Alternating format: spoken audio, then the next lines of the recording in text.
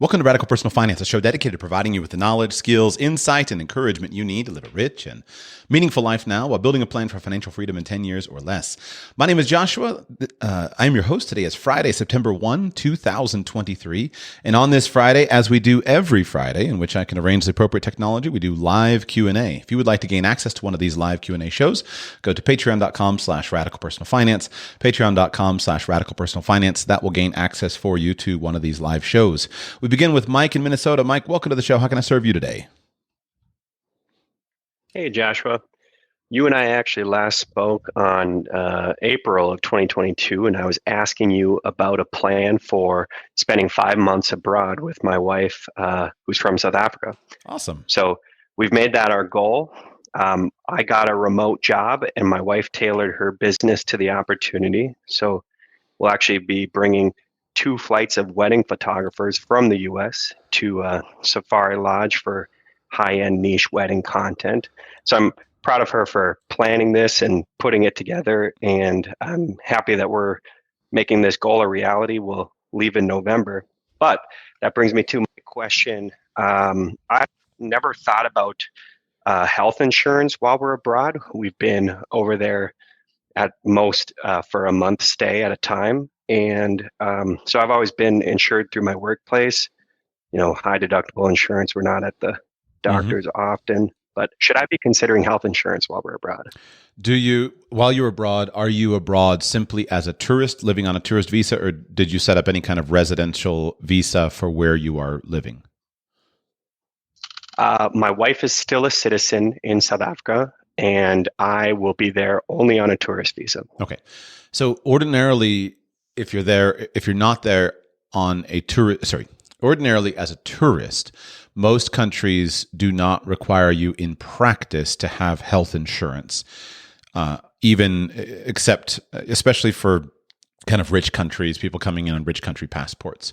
Many countries, when establishing a residence permit, do require you to have some form of health insurance. So it doesn't sound like there's a requirement like that for your wife, but being a citizen. But a lot of times a condition, for example, in the European Union, a condition of maintaining your residency is for you to have active health insurance. So you don't have that. Now you have 2 basic options. You could choose, so you have 3 options. 4 options. Let's go through them. Option number 1 is you could just skip having health insurance. And once you are out of the United States, once you are out of Australia, et cetera, then the idea of simply skipping having health insurance is a much more reasonable one than it is in the United States. Because health care costs are so high in the United States, a lot of us live in fear of having some kind of medical event. But in most of the world, when you have a medical event, you can just go and pay for it. And it's not that big of a deal. And so while I think certainly travelers' medical insurance is a good idea, and I think smart to have, I don't think much about it. I have a couple of ways that I handle my own stuff. But when I'm traveling, if I don't have insurance, it's not that big a deal because you just assume you're going to pay for it, especially for just kind of ordinary things. You get in a car accident, et cetera, you're going to pay for it. Chances are that with most things, again, barring a massive heart attack or something like that, with most things, if you have ongoing medical care, you're going to want to be transported back to the United States. And so you'll want to think about your setup in the United States and what's your plan. Thankfully, one nice thing is that when you go back to the United States after being abroad, you can usually go ahead and get back onto an Affordable Care Act plan on the health insurance exchange. And so that's a good thing. So number 1 is you could just skip it. Number 2 is you can have coverage that works with simply your normal national policy. And so many kinds of health plans that are in the United States do provide international coverage, or they do provide reimbursement or something like that. So that's your second option. Your third option is if you want to buy a traveler's policy. There are a number of companies that sell health insurance to travelers, and that would be probably the best fit for you. And the nice thing is that if you don't need coverage, those are always normally tiered, let me not say always, those are normally tiered at 2 different price points. There's a policy that includes coverage in the United States, Canada, Australia, et cetera, and there's a policy that excludes coverage in the United States, Canada, Australia, et cetera. And so if you're planning to be in South Africa, your policy will give you coverage there, and you don't have to have the more expensive tier, and they're very inexpensive to get high levels of coverage. And then your fourth thing would just be to buy a local insurance policy. And the big difference difference for Americans going abroad is often the prices are shockingly low. So you can probably buy just a local health insurance policy of some kind in South Africa, and I would guess that you'll be pleasantly surprised by the relatively low price of it compared to what you're accustomed to. Great, that's good info. I think I'll start in with option 4 as my first kind of discovery point, and I have a couple quotes for different travelers' policies, and that could be my backup. Awesome. Great. Well, enjoy your time. Good job for you. Congratulations on renegotiating your work arrangements, on your wife for all of her hard work. I hope that it's just a really great time for you to test it out and enjoy the lifestyle and have a wonderful 5-month trip. Congratulations on taking action. Call me back in 6 months or a year and let us know a little bit of what you learned from the experience. You bet. I plan to. Thank you, Josh. We go to Kearney in Ohio. Welcome to the show. How can I serve you today? Hi, Joshua. Can you hear me? Sounds good. Go ahead. So I'm a long-time listener. I've been listening as much as I could since 2015. You've had a large influence on my kind of unique financial journey. I have a question. I'd like to get your take on my plan to have a major career change. Okay. So currently, I am a public school teacher. This is my 9th year. I have decided that I want to make a career change to become a pilot. My father has been a pilot for over 40 years. It's something that I always wanted to do, but when I was in high school, right around that time, the industry was kind of not doing so well after 9/11 and the recession. So with seeing how it was going for my father at that time, I kind of wrote it off, but it was always something that I had wanted to do. I also currently am a real estate agent along with teaching. Mm-hmm. And then even another part of my situation that's unique is I am a very active cryptocurrency investor, which has changed my life in many ways. And I started an LLC about crypto education and even helping educate realtors as crypto is starting to impact the real estate transactions a little bit right now. But anyway, so I've got a lot of things going on, but I'm interested in making this career change, and I'm afraid to leave my efficient, comfortable life, but I just feel that I need to make a change. Got it. How old are you? I'm 32. Oh, so you're super young. Nope. I was thinking you're 52 and I've got to worry about you going up against, age 65, mandatory retirement and whatnot. You got plenty of time. Are you married? Do you have children? No and no. Okay. So this is going to be easy. How's your financial situation? You have some savings, your crypto investments. Do you have some money saved, and are you in a good financial position? Yes, I have. Well, it depends. Crypto has shaken my world up with what I value, what I see as money and value. So basically, I've got about $35,000 in a savings account. Got $87,000 in state teachers retirement. I have about $35,000 in cryptocurrency, but that has been as high as over $100,000 in bull runs. So that's and no the debt. gist of it. No debt. No debt. And you don't own a home. You're renting. I do. I have a 1-bedroom apartment. I'm very minimalist. Great. Perfect. Somehow. So this sounds easy. Is there a specific question that you have, or just wanting a little bit of encouragement on the path? Well, yeah, I think maybe just some encouragement on the path. It's just, I guess my question is, how do I know if the risk is worth the reward to leave my comfortable lifestyle where I have things relatively under control, but I just feel kind kind of bored and unhappy with teaching. I'm a music teacher, and I got into education first by being a musician, but I decided to get a music education degree. And then I ended up teaching, which was never my goal to begin with, but it was a nice career for about 9 years. But to be honest, ever since the pandemic, things have just changed to the point it's just not, it has very little to do with teaching music, to be honest, the situation I'm in. And so I'm just having this feeling that I need to make a change. But I guess I just wanted your take on the risk to reward aspect and how to be comfortable, like taking the plunge. So if you left your teaching job today and you went and you spent a year becoming a pilot, and then you had a medical condition and you knew I could never be a pilot again, there's no possible way I can make a career as a pilot work. Could you go back into teaching and get hired again? I believe I could.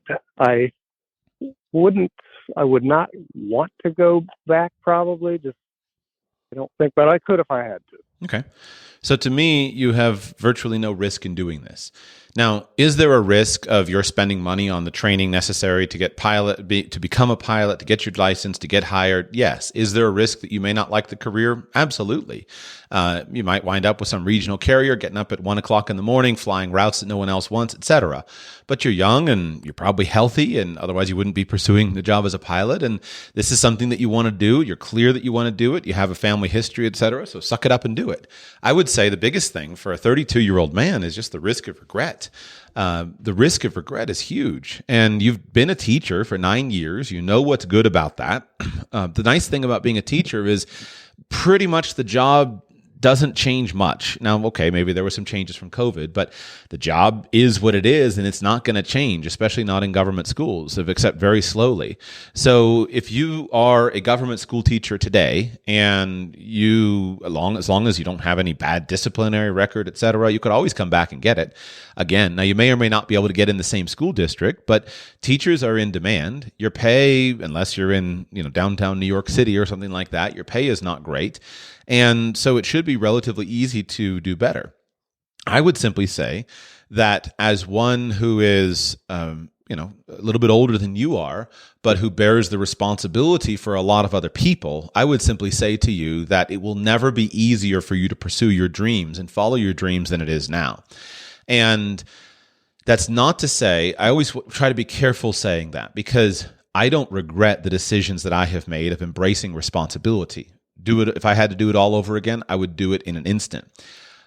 What I do regret is not chasing my dreams more enthusiastically when I was younger. I fell prey too much to the idea of thinking, well, I got to build something consistent. I have to systematically, maintain a job, or I have to do something like that. You don't have to do any of those things. You can live your life the way you want. And while you should make thoughtful, informed decisions, there should be on your shoulders as a 32-year-old man, there should be this giant weight of, I have to go for it. I have to go for it. I have to go for it. I have to go in the direction of my dreams. If you are not enthusiastically pursuing whatever your personal dreams are as a man, it's very hard to look yourself in the mirror and be happy with the guy looking back in the glass. And yet, if you are pursuing your goals enthusiastically as a man and you're really going for it, no matter success or failure, the man in the glass looks back and says, absolutely, well done, keep up the good work. And so, as I see it, one of your primary objectives should be avoiding regret. And in order to avoid regret, you have to go as enthusiastically as possible in the direction of your dreams. And so you have clearly said, there's something I want to do. This is something I want to do. I didn't waste any time, digging into that further. You told me this is something I want to do. We've established that you're not being irresponsible in doing it. So as far as I'm concerned, get after it, because it'll never be easier than it is now. And if successful, you want to be successful now. And that's the thing that is so frustrating. Like at 32 years old, for you to be sitting around and thinking about comfort is absurd, absolutely absurd. If you're 92 2 years old and you want to think about comfort, great. I won't really accept it at 70, but I guess I'd probably accept it at 90. But at 32 years old, pursuing comfort or like, hey, this is confident and I know it, pursuing that pathway that's destruction. That is the thing that leads to mediocrity. It leads to unhappiness. It leads to just not being able to respect yourself. Again, I come back to The Man in the Glass. Obviously, I'm talking about the poem that by using those words that I love so much. But it's at the end of the day, a huge portion of your self-respect as a man comes from your ability and willingness to establish the direction you want to go and then to follow through and go after it. And though it lead to bankruptcy and financial ruin, etc., you'll arrive to the end of that path. And if you knew you were pursuing your goals, you knew you were pursuing your life vision, you'll be thrilled with your decisions. On the other hand, you could sit around in Fat Town for the next 5 years. I got a job, I know how to do it, etc. But at the end of 5 years, no matter though you're richer than you are now, you have a house, you have all the nice things, as a man, you're gonna lose your self-respect, and that's a miserable place to be. So I would go after it. Now, I'll pause here, but I'll give you a couple tips. But I would go after it as enthusiastically and as quickly as possible, because you want to get to a job that paying you money for flying as quickly as possible, so that you can have the maximum amount of career time available in it, knowing that you've got a hard deadline. Being a pilot is not something that you can just sit around and wait till you're 55 and then I'll pursue my dream of being a commercial pilot. No, you got a hard stop, mandatory retirement. So you got to get after it now in order to reap the rewards of your proposed path. Absolutely. Well, it's refreshing to hear everything you just said, because to be honest, I have teacher friends who are saying, whoa, that sounds too risky. You got a good thing, how to come in here and do this. And I just know deep down, I don't want to be like those people. So pay attention to what you have said. Pay attention to what you've said, and then when you listen to me as I share that poem I was alluding to. When you get what you want in your struggle for self, and the world makes you king for a day, just go to the mirror and look at yourself and see what that man has to say. For it isn't your father or mother or wife whose judgment upon you must pass. The fellow whose verdict counts the most in your life is the one staring back from the glass. Some people may think you a straight-shooting chum and call you a wonderful guy, but the guy in the glass says you're only a bum if you can't look him straight in the eye. He's the fellow to please, never mind all the rest, for he's with you clear up to the end, and you've passed your most dangerous, difficult test if the man in the glass is your friend. You may fool the whole world down the pathway of years and get pats on the back as you pass, but your final reward will be heartaches and tears if you've cheated the man in the glass. That's what counts. Doesn't matter what anyone else believes in you. Doesn't matter what anyone else says. Who cares? What matters is that you know the direction that you want to go. And at 32 years old, it's much easier for you to be confident in your self-knowledge than it was at 19. So make a fresh decision and go after it. And then I would just say, in conclusion, be smart about it. So if I were in your shoes, keep a one-bedroom apartment, get your rent as cheaply as possible, go to the school that's going to get you the fastest, get you on the flight line the fastest possible. You have money saved, and so you should spend that money to get good flying training, a good school that's going to move you quickly through the necessary certifications. You're going to burn quite a lot of money on this, but that's what you should do. And you're getting a job as a pilot is going to be a lot cheaper than getting a college degree would cost you, and yet it will come with a lot more benefit. So go after it, and go after it fast. We go to the state of Washington. Welcome to the show. How can I serve you today? Washington State, 360 area code. Come back to you. We go on to Billings, Montana. Welcome to the show. How can I serve you today? Hey, Joshua. I had a question. My wife and I are fairly confident that we are going to hire an in-home nanny for childcare instead of looking at daycare or looking at my wife leaving her job. But just was curious briefly what considerations you suggest to make that decision. And then I think the bigger question is, how do you pay taxes and report income if you hire an in-home nanny? As it seems like it's more involved than just independent contractor. And just curious if that's something I could do myself, or if it's better to have software or a payroll company to help manage that. Okay, good questions. I have never hired a full-time nanny. I have at various times in the past. For a while, I had a full-time housekeeper that came every day.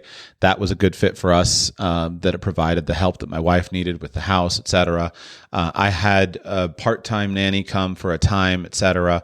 But at the end of the day, my wife just decided, she's like, I don't want people in the house. And so she got rid of the housekeeper and got rid of the nanny. And so I got someone that comes one day a week for a few hours, but that's it, because my wife didn't like people in the house. So I say that to say that go for what you think is right, but just recognize that things can change. I thought, man, my wife's going to love me for hiring her a housekeeper, and she's going to be an easy street. I thought she was going to love it. Well, it turns out that she didn't love it. She would sing songs about no housekeeper, yay. So things can change. I would say that you have a lot of options. And so begin with a thoughtful approach of what are you actually looking for in a nanny. How old are your children? Right now we just have one, and she's 5.5 months. Okay. And what kind of nanny do you think you would be looking for?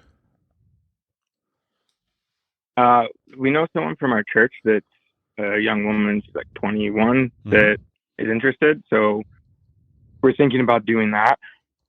And then I guess, one caveat, we're probably not going to be doing necessarily full time. My wife and I both work from home. So it's just something to help. Perfect. For a handful per day to be able to focus, on work to get things done. And then we'll obviously still be spending a bit of time with our daughter. Right. I think that's an ideal way to set it up. If you and your wife both work from home and you recognize that, we want to keep our income, keep our business going, we need a little bit of help, then having someone come in your home, I think is the best way to do that. And on a part-time basis, you and your wife can work around the edges. That's great. I think someone from church is perfect. So just a matter of coming to an approach to the wages that are appropriate and setting that up. But getting it set up is key. And the nice thing about somebody from church is that you can give this person kind of a vision of how you want the time spent. I think the biggest challenge in hiring a nanny, as with hiring any employee, is you're having an idea of what is it that I expect from you. And so if you hire a quote unquote professional nanny, well, that nanny's going to have certain expectations. If you just hire somebody random that doesn't know what to do, they don't know how to productively use the child's time. And so you want to make good use of the child's time. And so you have to lay out, what is expected. And at 5.5 months, it's pretty simple. Basically sit and play on the floor and snuggle and take walks in the sunshine and sing songs, read books, etc. But over the next couple of years, you want to make sure that the highest level of care is happening. So think about that, and that's why you hire a nanny to come into your home rather than just going to a daycare, etc., where you can't supervise it. So think about that. And from the tax perspective, it's super simple. Go to irs.gov, and there is an entire section called Hiring Household Employees. So go to irs.gov, open up Hiring Household Employees. You don't need to set anything up. There's a standard way to do it. You'll have an employer identification number. You'll just simply file taxes for your household employees. I think there's a standalone, I've forgotten, I think there's just a standalone schedule for that that is super simple to set up. And what schedule is it? I have to look it up. You'll simply file that particular schedule for your household help, and then your nanny will report employees. You'll pay Social Security and Medicare and Medicaid taxes for her, and it's very, very simple. And it is important to do that, because otherwise you'll run for office 15 years from now, and somebody will investigate your past and find out you had this nanny for 10 years and you never filed taxes, and you'll have a disaster on your hands. But it's super simple. Go to the irs.gov and search household employee. All the instructions are right there. Awesome. Thank you so much. I appreciate it. My pleasure. And congratulations on the birth of your baby. Back to Washington. Are you there this time, Washington? Yes, I am here now. Go ahead. How can I serve you today? So question, thank you. My brother and I have been asked to be trustees of a special needs trust Okay. to a gal who's older than I am. And we don't know exactly what else is involved in that. And the parents of this gal also don't know exactly what's involved. So we're kind of just trusting the lawyer who sets it up. What are things we need to be thinking through and talking through, and any advice on that? Why did they choose you? So they don't have any young friends. They were good friends of our grandparents, and they know our family. And they value our values. Mm-hmm. They have similar outlook. Mm-hmm. So we're kind of the youngest people they trust. I see. Okay. Well, I think you definitely should do it. Being a trustee is much more a matter of your personal confidence, meaning you're being just a normal person of integrity, than it is any technical knowledge. And so if this is someone that you know, they know you, that they're looking for someone who's trustworthy, that's fine. You don't need it. There is a fiduciary duty that you have to the beneficiary of your trust, of the trust. So it's not a completely free engagement, but the fiduciary duty is for you to simply always act in the best interest of the beneficiary. And in so doing, you have the ability to hire any professional, to retain any external counsel that you need at any point along the way. So I would say that it's an honor to be chosen as a trustee, and I don't think it's an excessive burden as long as this is someone that you care about. And it's a great honor to be able to be there to defend the needs of this person, this lady, who needs you as her advocate. And basically, in my words, the job of a trustee is to make sure that the interests of the beneficiary are defended. Now, in terms of the technical stuff, you'll begin with getting a copy of the trust and reading it. And don't be intimidated by that. It's relatively straightforward for you to read legal documents. So just ask for a copy of the trust and read it. And the copy of the trust will lay out most of the information that you need. And that is the document that is going to bind you based upon your activities. The second step after getting a copy of the trust and reading it is you should go to nolo.com, Nolo, and you should purchase their book called The Trustee's Legal Companion. Spend $40 and grab a copy of The Trustee's Legal Companion. Nolo is a self-help legal publisher. They are always my first stop for like legal questions, financial questions, etc.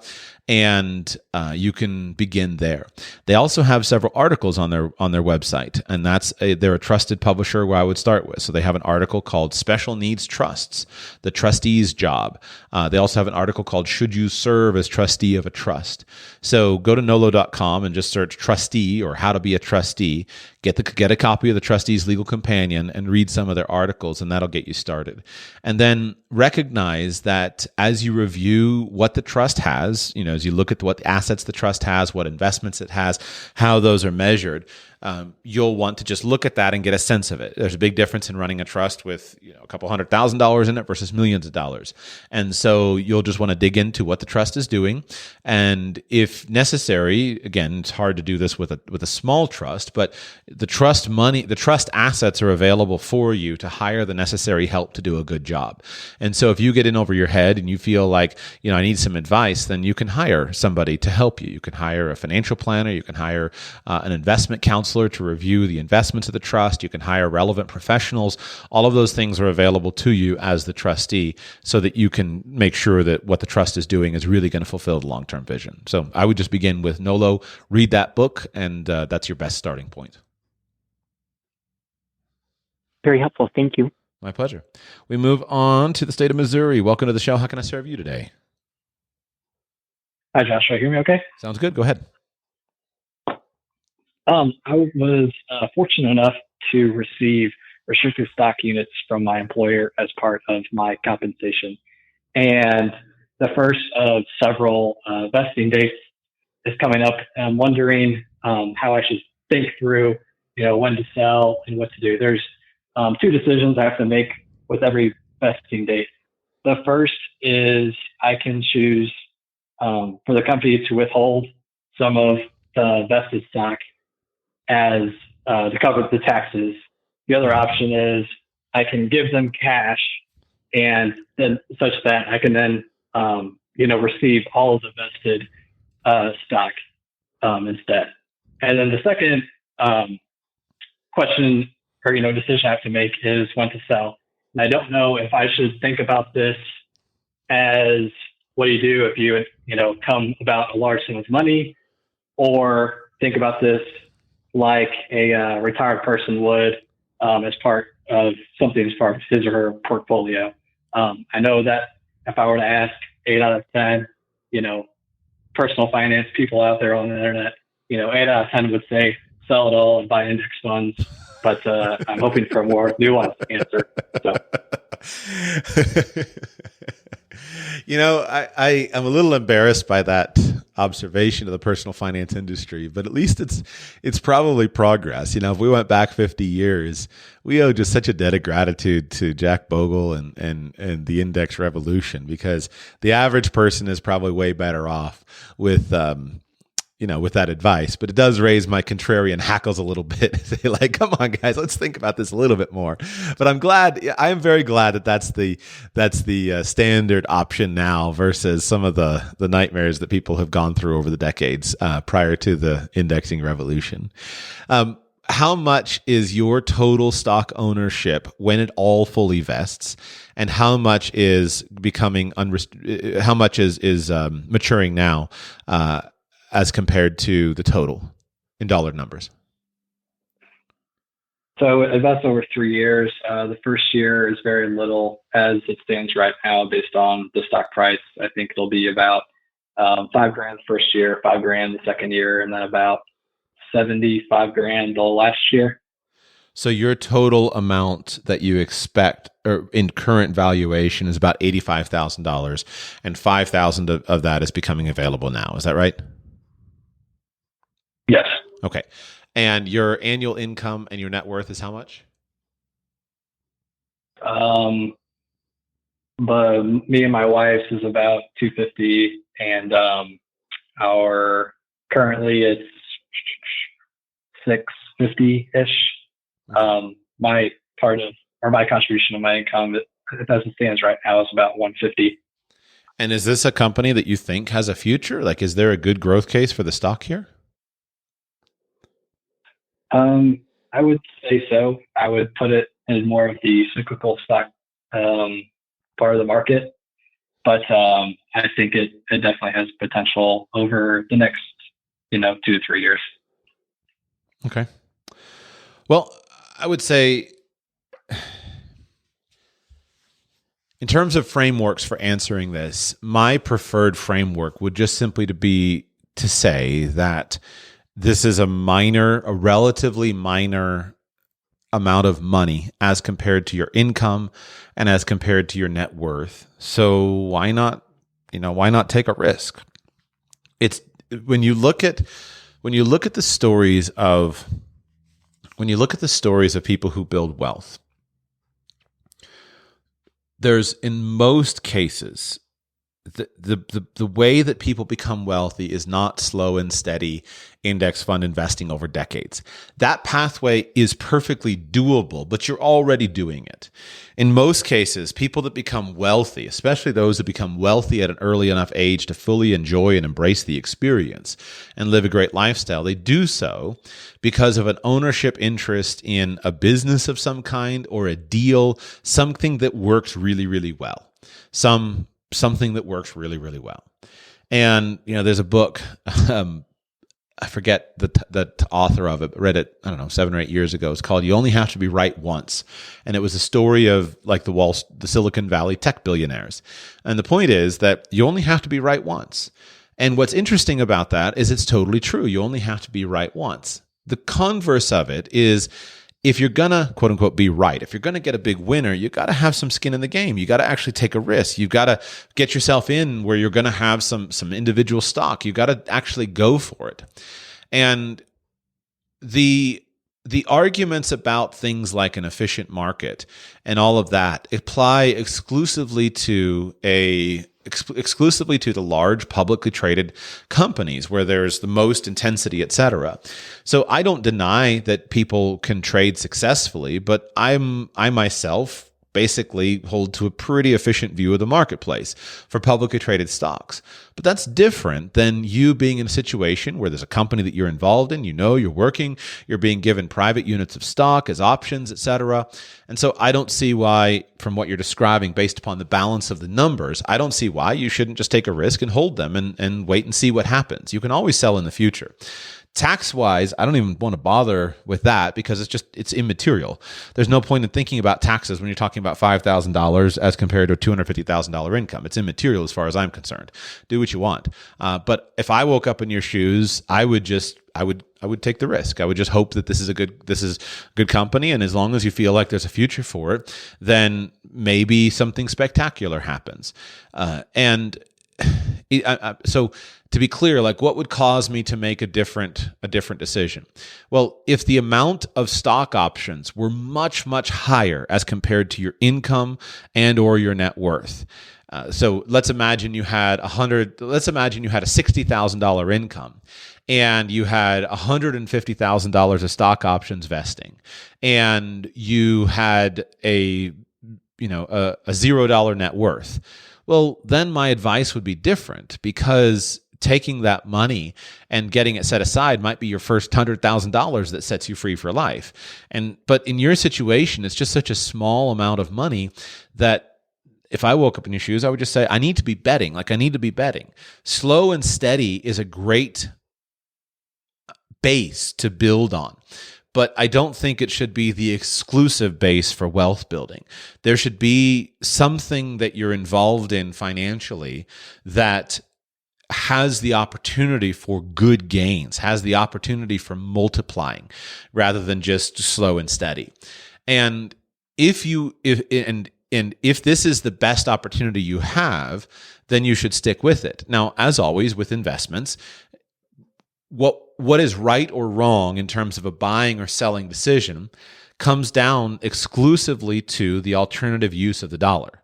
And so if the alternative use of the dollar is index funds, which is what I'm guessing it is, then I would just say sounds like you got plenty of money. You got some money in real estate, probably. You got some money in index funds. You make a great income. You got money in your 401k, et cetera. So the alternative use of the dollar is index funds. Well, why not take a risk? Now, if you flipped it around and you said, no, Joshua, I actually have this other compelling investment idea. I have this other thing that I'm really enthusiastic about that I think could go nuts, and I just need $5,000 to make it work. Well, then, of course, I'm going to say sell, take the $5,000 and do it. But you, of course, wouldn't be talking to me on the phone right now if you had that. So I simply want to leave you with those three frameworks. Number one, taxes, it's immaterial. I would probably pay the taxes out of pocket, try to keep as much as possible, but that's up to you. Number two is that you need to have some risk at play. You need to have some irons in the fire. What other metaphor can I mix up here? Like, you need to have something going that is more than just index funds in the hope that something hits. And you're not going to bet the farm on it. We'll continue putting these metaphors in. I feel very, very exposed right now with lacking one metaphor to pull all the way through. You're not going to put everything into it. You're gonna play with it, but you do want to make sure that you actually have something that could go somewhere. And this is one of those things that could actually go somewhere. So I would probably keep it, play it out for a few years, see what happens myself. Perfect. Thanks really much, Josh. My pleasure. And we move on to David in Quebec. Welcome to the show. How can I serve you today? Hi, Joshua. My question is around traveling with small children, infants. And I think a while back you did a podcast on how you travel personally and how you do it really efficiently with essentially only carry-on items. I don't recall that podcast or the date. So my question is, how are you able to do that when your children are really young? Let's say 1 year or younger, or even toddlers. Just because a lot of the items that they need, right, say a stroller, car seat, playpens, and so on, a lot of that stuff is really bulky. So how are you able to do that? How many children do you have, and what are their ages? I don't have any right now, but we're expecting next year. Sure. And we have a similar lifestyle to what you're currently doing, which is traveling the world. So we want to keep that kind of travel, really efficiently, as I mentioned earlier, and minimal possessions. Yeah. Well, quite literally this week, it's a good time to call and ask the question. I love it. It's a softball for me. Quite literally this week, my wife is packing bags for our family. In a few weeks, we're heading out on a almost 2-month trip across 12 countries with our family. So it's very current, and we're going to be in multiple climates. Again, 12 countries. We've got, I matched it. Let's see, I charted it out for the children. I think there's 7 airplane flights, 5 trains, 1 or 2 buses, 2 ferries, something like that. So we're covering all of the different styles of travel and doing it. And that's with 5 children, including a 6-month-old baby. So it's a good time to ask me the question. So to begin with, there are a few principles. And the first thing that I will tell you is that with your first baby, the natural tendency in the United States and other wealthy places is to accumulate far too much stuff for the baby. And I don't know if it's avoidable. It's probably not avoidable. We used to have all the stuff. We used to do all this stuff.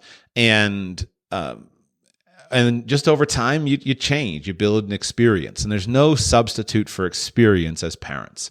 And experience is not something that can be taught. It has to be acquired. I can share the lessons, but the experience itself has to be acquired.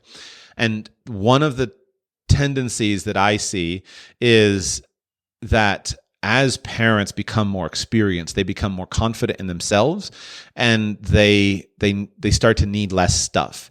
And I'll give you I'll give it to you now. So here would be another example. If you were a novice hiker and you're going to go off hiking, the first thing you're going to do is get a list of everything that you need. You're going to get an enormous backpack. You're going to fill it up with all the stuff, and you're going to go on the trail. And 2 days into the trail, you start taking stuff out of the backpack and you start getting rid of it. And by the end of it, you're down to just a tiny little bit. Same thing with travelers. Novice travelers take enormous bags, enormous piles of things because they think, well, I got to have this, and what if this, and what if that, and what if the other thing, etc. And experienced travelers, just say, whatever, if I can deal with it, I can pretty well fix it. And in life, especially when it comes to stuff, with the exception of a few basic things that can genuinely end your life, then really there's not much needed. So, for example, the things that really matter in medical terms that you should always have with you are things like a tourniquet and an EpiPen. And because there are only a few basic things that can end your life before you actually can get medical care.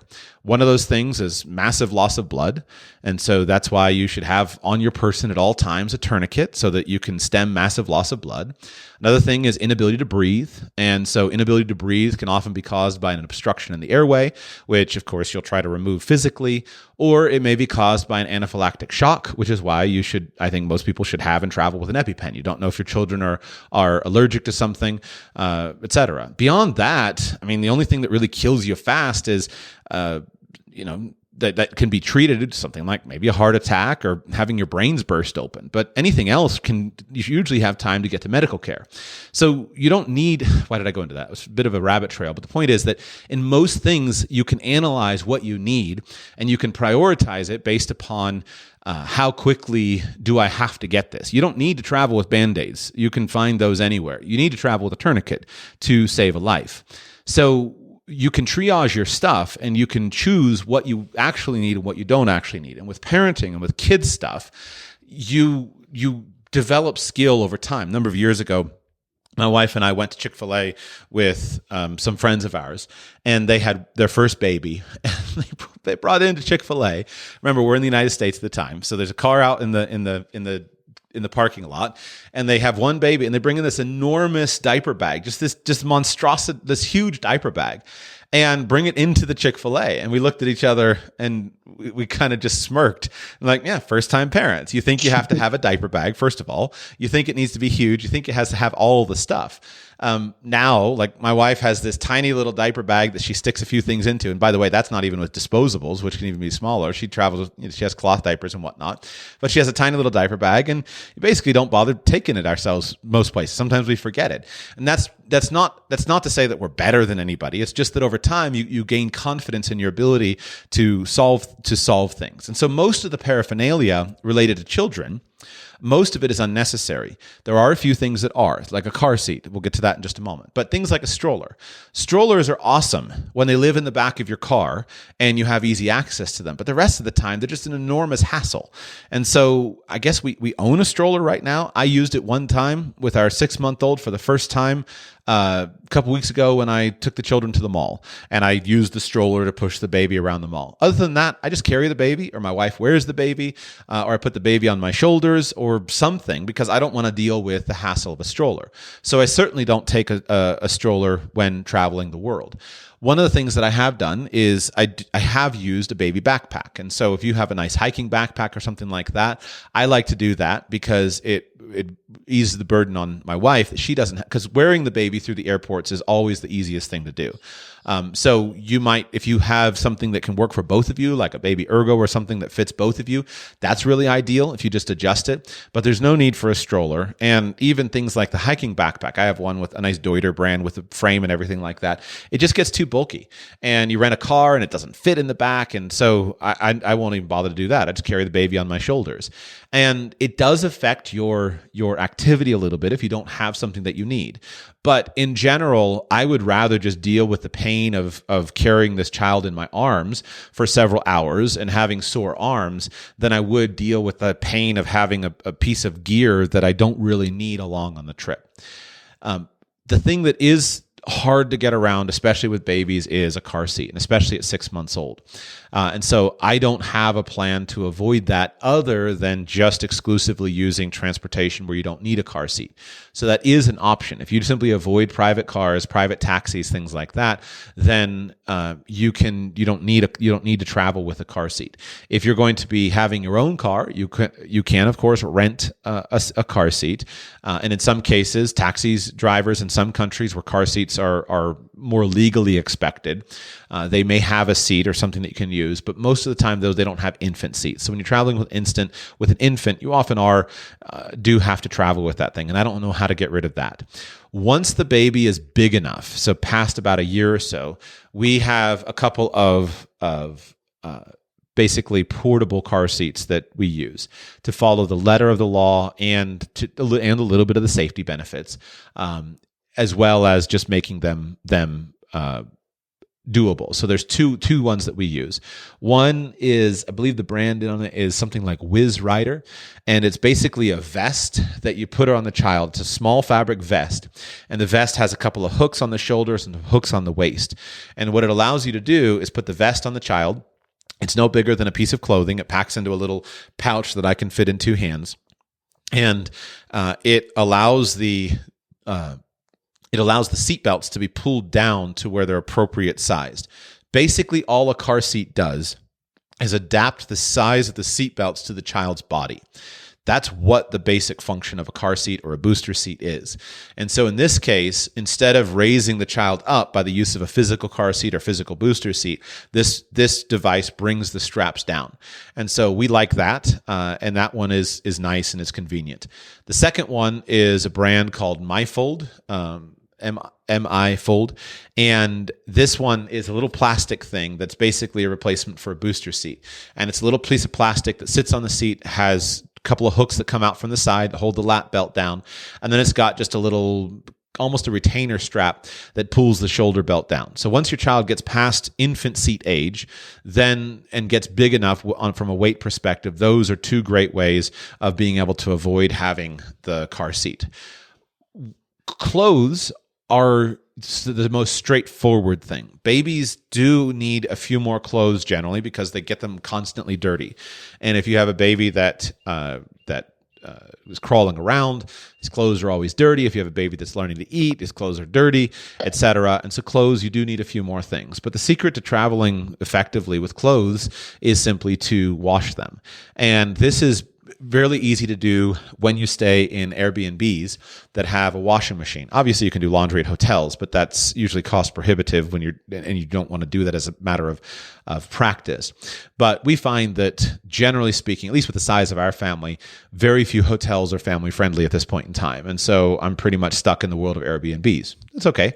I'm grateful that they exist. I prefer hotels to Airbnbs generally, but hey, that's where I'm at right now. The nice thing about Airbnbs is you can just screen for ones that have a washing machine. machine. And so if you do clothes every day or two, every couple of days, then you may have a small number of outfits, but you can rotate through them fairly consistently. And then the last thing, in terms of what do babies need? If a mother is breastfeeding, then you don't need to bother with anything, bottles or any of the other stuff. So breastfeeding is really hard generally for the first couple of weeks, and then after that, everything is just better. Breastfeeding, again, is hard in the first couple of weeks. Don't be surprised. One of the parts of the standard speech I give to newly expectant fathers and mothers is don't make planning for the birth your only thing, because what surprised us when we had our first baby was how hard breastfeeding was compared to the birth. It was a lot harder than the childbirth itself. And so the first couple of weeks of breastfeeding are really difficult, but from then on, you're just free. And as long as mom's there, you don't need anything other than mom and baby is fine. And then when it comes to all the rest of the stuff, especially infants are the easiest to travel with because they don't really need anything. Toys or anything like that. Because they're generally happy to be with you. They're happy to be snuggled up with you, cuddled with you. If you need toys, you just use your fingers and play little finger games, etc. Then when they get old enough to be entertained with a book or you're reading to them or something, then you don't need much because you can find stuff on the road. The only kind of in-between stage that's difficult is from about 1 year to say 2.5, where you're dealing with a child that is old enough to run around, walk around, but is too young to really be engaged by mental entertainment like reading stories, things like that. And what we do is usually just make up toys on the spot because you don't need much. You grab a water bottle somewhere, you poke some fabric in it or put some paper and just make stuff up and find something or buy a couple of toys here and there along the way. But beyond that, I can't think, what am I missing? You tell me, what am I missing in terms of things that fill up a bag? I guess what about the sleeping situations? Good point. For especially the smaller kids. Yeah, so we've done a couple different things. So the first thing is, I don't know what you call it. They sell these little fold-up things that you see them advertised for the beach. I don't know what to actually call them. I would have to ask my wife. But they sell them for the beach, and they're like a little tent.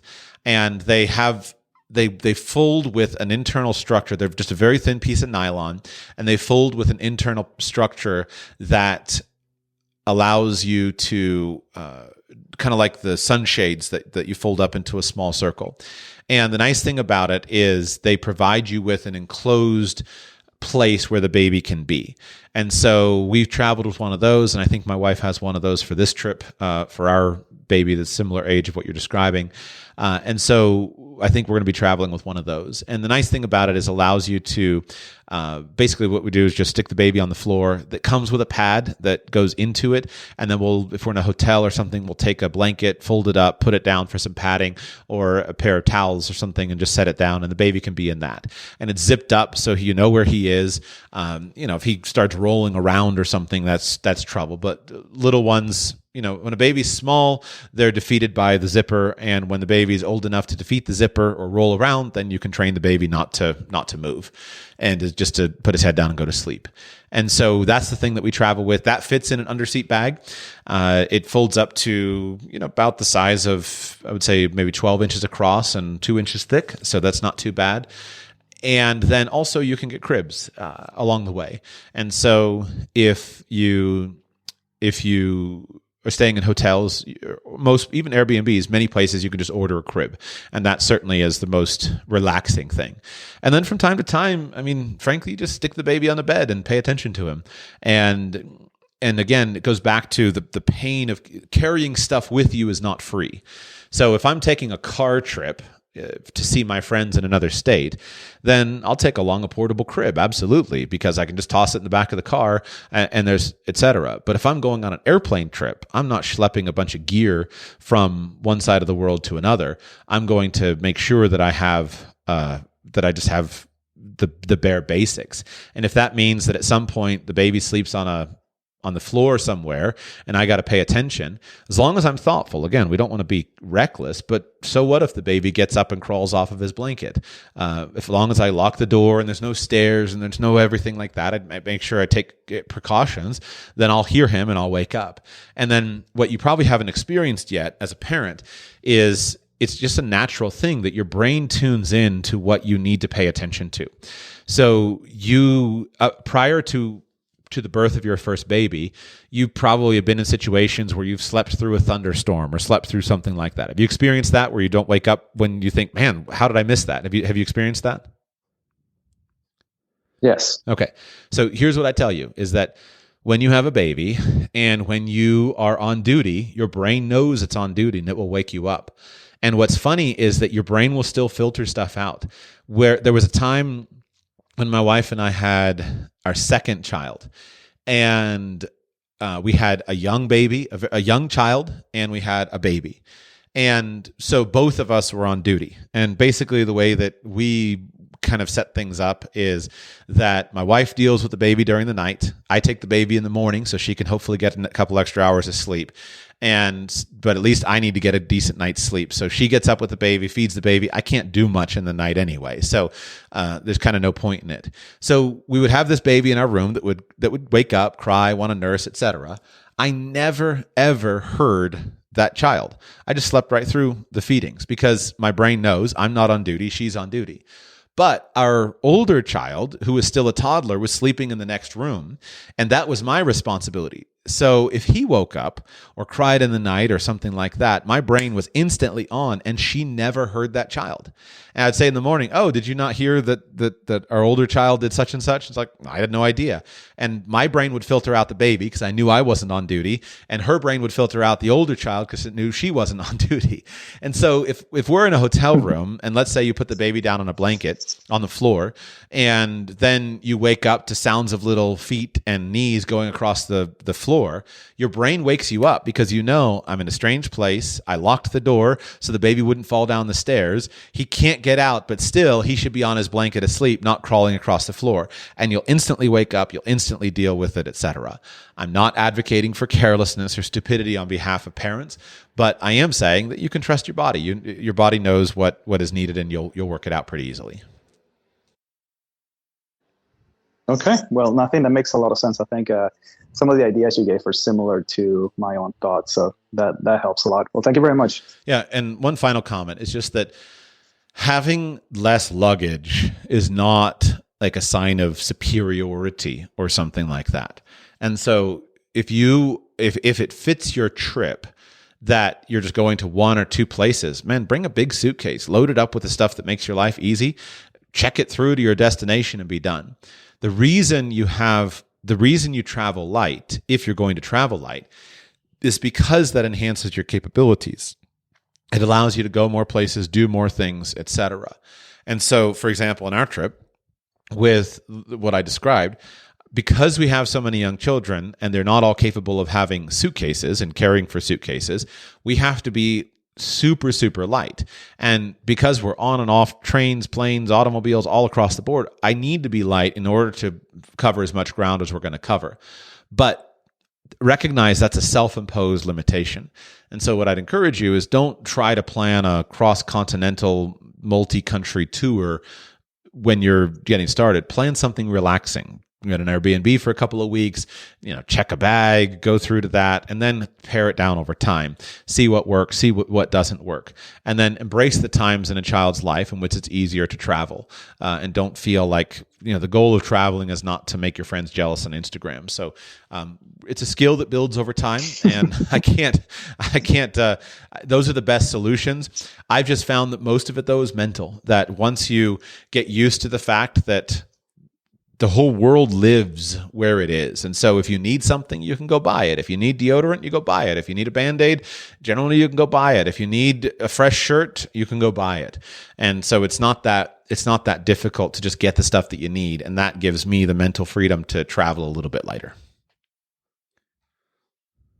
Okay. No, good point. Thank you. My pleasure. And with that, we move to have a couple of written in questions here, at least one. So wasn't able to stay on the line, but Artem writes in and says, "Hi, Joshua. Could you paint a picture of how losses in a business can offset taxable W-2 or business distributions income in another profitable business? What structure does the business with expected losses have to have for this to work? I'm considering a new software as a service business, which will likely have net operating losses in the first year or two.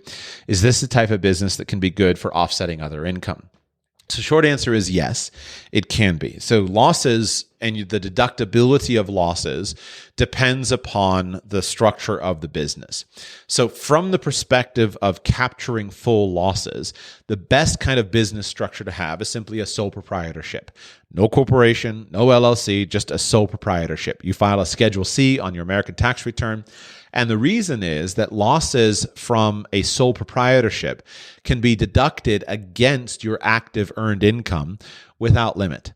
So let's say that you earn $100,000 from your day job as a W-2 employee, and you start a side business as a sole proprietorship, and that side business loses in the first year $10,000. That full $10,000 can be deducted over against your W-2 income in full. So your taxable income would decrease from $100,000 to $90,000. If you bring in some kind of corporation, then now, generally speaking, your losses are deductible based upon the limits of how much your contributions were to that company and or your profits of that company. And so if you know you're going to have a business with heavy losses, tax-wise, it's superior for that to be structured as a sole proprietorship. Now, clearly, there are many good reasons not to structure a business as a sole proprietorship. Things like liability protections, things like sharing, taking investors, all the reasons that we have corporations. But if you know there's a business that you're going to be running that's going to have losses and you don't need a corporation, always run it as a sole proprietorship, because from a tax loss perspective, that will be your best option. What I would say though, if you have W-2 income. Now, if you have W-2 income, you're trying to start a business and you know you're going to have losses, but you need a corporation, then your losses are going to be deductible according to the S Corp and the C Corp rules based upon your contributions and your profits. So it's not as superior, but they're still there. And then depending on your activity, whether you're an active participant, passive participant, how much your income is, you can take losses for a very long period of time. Again, I think the current numbers are still $3,000, I think. Had to check the tax charts on that, but you can deduct $3,000 of your losses for a very long period of time, but you're just limited on those corporate structures. If you have some other kind of business, then I would just say that it would, in many cases, be best just to go ahead and start your new endeavor within the context of your other business. And let me clear up something that usually surprises people for when you talk about losses. The biggest concern, which is a genuine concern, and it's also often a misplaced concern among people when you start talking about losses, have to do with what are called the hobby loss rules. And the idea that the IRS says is that when you have losses, you can only deduct losses that are connected to an actual business. You can't deduct losses that are associated with a hobby. And so in order for you to be able to deduct your losses, you have to be able to demonstrate that your losses are due to your having a business that's losing money, not a hobby that's losing money. So, does that mean that a business actually has to make money? Well, that's the big misconception. The answer is no. You could start a business, and that business could lose money every single year for 25 years.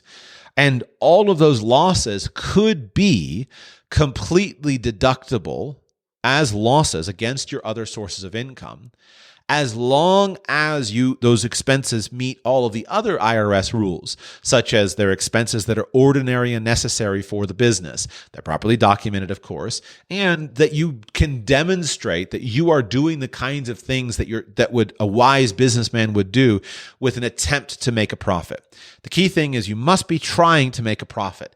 You cannot be engaging in tax games where you just made up something to spend money, on the business ledger. You have to actually be trying to make a profit. So that's the thing that you're trying to prove to the IRS, is that I'm trying to make a profit. But the key to the hobby loss rules is actually the opposite. So what the hobby loss rules say, the opposite of what many people think. What the hobby loss rules say is that if you've made a profit in 2 out of 5 years, or if it's an equestrian business, 2 out of 7 years, then you're automatically deemed to be operating a business. And so rather than the 2 out of 5 year rules being perceived as people think they are, that you have to make money in order to be able to deduct your other losses, think of it the opposite, that if you make money, you automatically have a business. So if your business makes profit, you're good to go. So now if you consider this, let's say that you have one line of business within your corporation, and this line of business has $100,000 of net profit, and you are thinking about adding in another line of business. Well, if you go and you start another company, a completely separate independent company, now you have a whole set of rules of what you can deduct in that company based upon your contributions to that company.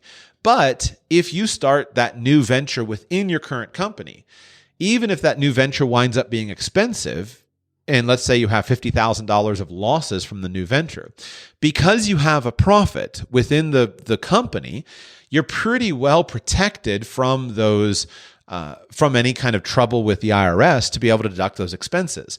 And the net effect is basically the same because you're deducting the expenses over against your income. And this is really powerful. Now, again, to emphasize the point that you have to follow all of the other rules. So these need to be ordinary and necessary business expenses. You need to be systematically trying to make this work, making wise decisions, having a business plan. If you lose money, trying to stop lose money, all that stuff applies. But if your business activity fits underneath the umbrella of one of your existing companies, then you'll have much greater freedom with your ability to deduct those expenses in your existing company because of those hobby loss rules. So that would be my thoughts, and I believe that I've answered that completely. So if you have losses in the first year or two, then probably look at having that as a sole proprietorship, especially in something like a software or service business where you should have minimal liability. Just start as a sole proprietorship. And then this is a good reason that also as your business becomes more sophisticated, you can go ahead and operate as a sole proprietorship for a couple of years, take your tax losses fully. Then you can go ahead and establish an LLC, elect some form of corporate taxation if you desire it, and you can just steadily become more sophisticated. But that's the best general way to start. And then if you have some kind of existing business already, then consider starting this with underneath the umbrella of that business. And with that, we conclude all of the callers. Let me double check my notes. That's it. So thank you all so much for listening to today's Q&A show. I remind you as we go that if you'd like to join me next week, go to patreon.com/radicalpersonalfinance, patreon.com/radicalpersonalfinance. That will gain access for you to this Friday Q&A show. I also remind you, my consulting season is closed, so that's gone. But I would love for you to come and hang out with me in Panama in January. I am co-hosting a Panama investment tour in January. So please go to expatmoney.com/radical, expatmoney.com/radical. Check out that opportunity. It's going to be a great week for you to come hang out with me for a week, hang out with several. It's just going to be a great time. Great, fair price. Everything's taken care of for you. expatmoney.com/radical for that. And I'll be back with you very soon.